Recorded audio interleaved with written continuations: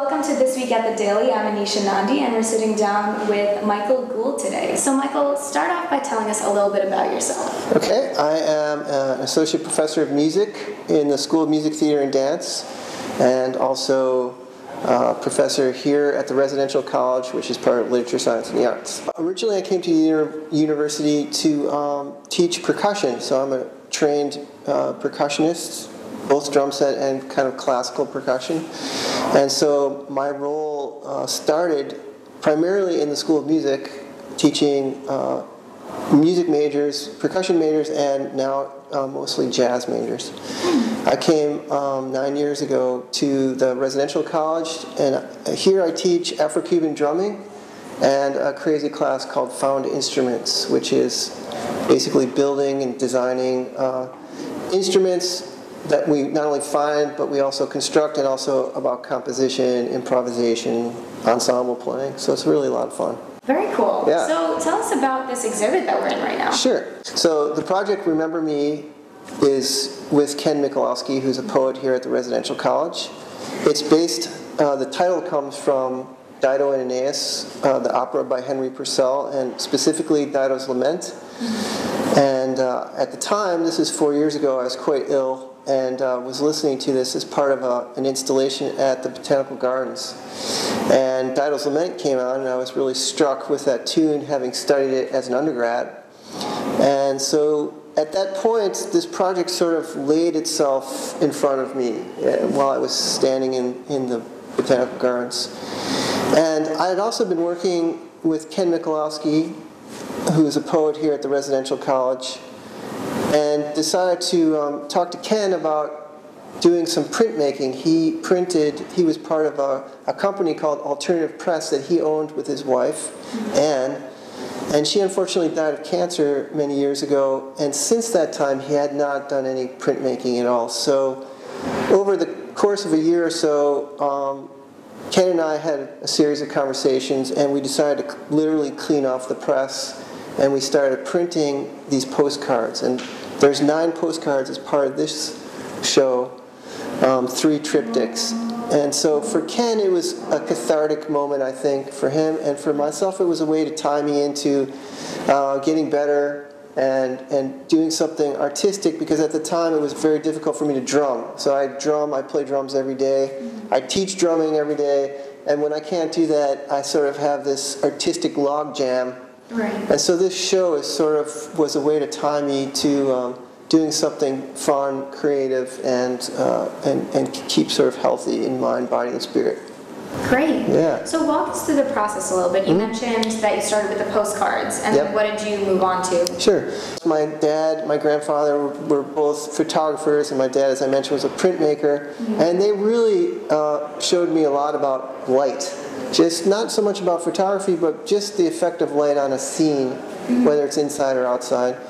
So the combination of Ken's poem, not the bird, but the shadow of the bird flying, and just being kind of innately tied into light, I decided to try experimenting with shadows. And that I started with cardboard, and I laser printed out his poems, and I cut it with an X-Acto knife, and I held it up to the light, and made these shadows on the wall. And then I decided to try it in clear what I thought was going to be plexiglass, but it's cast acrylic, and you program a laser, and it cuts whatever you program. So I cut all of the panels from cast acrylic using a laser at the art school, which was great, a great exercise for me to learn something new.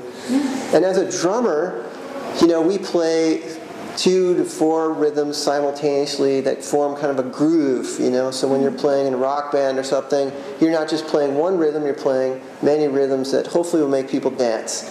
And the idea of the panels are the same thing. There's many layers in each one of these works, and the composite of all the layers kind of forms this new groove, or kind of forms a new poem in a way. The poem is still there, but the intersection of all the shadows forms this new and interesting kind of work. So that's really where I kind of swam in the whole thing.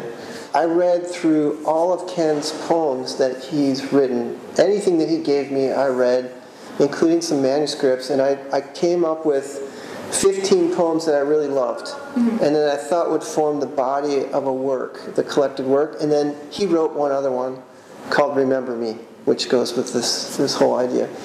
And simultaneous to all this, after I sat with the poems for about a year, there's only 122 words total for all 16 poems. And I obsessed on them, of course. And I came up with the idea to also involve music, dance, and actor, which is Malcolm Tulip. He's a professor in the theater department. And Malcolm became really the sounding board for all the kind of musical ideas. He's amazing, and his own improvisatory skills are off the charts. So we sat in my studio and recorded a whole bunch of versions of all these poems, and that led to more music making, which ultimately led to 2 concerts here at the Residential College a week ago with 5 dancers from Berlin, because I'm the music director for this dance company called Tangente Company, which is in Berlin, and scenographer from Amsterdam who did live visuals while I played drums, and Malcolm kind of recited the poems, but in unusual ways.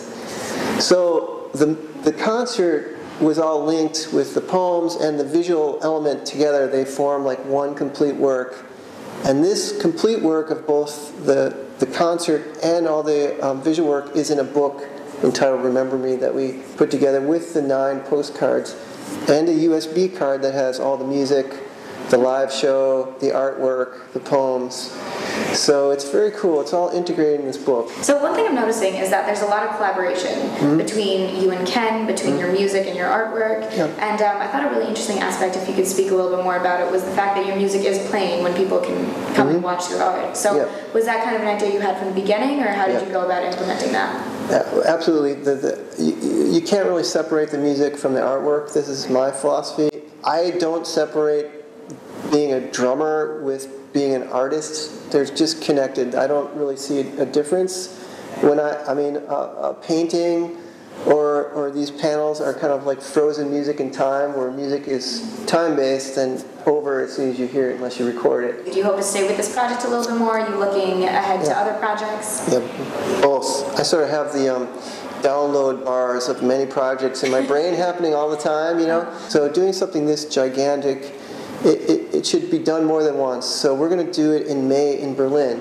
Oh. So we're going to do the concert version of it with Malcolm, myself, and the dancers and the woman from Amsterdam. Plus, the artwork is also going because I made the artwork so that all the panels go into basically a box. So that's it. Well, thank you so much. Yeah, cool. Thank you.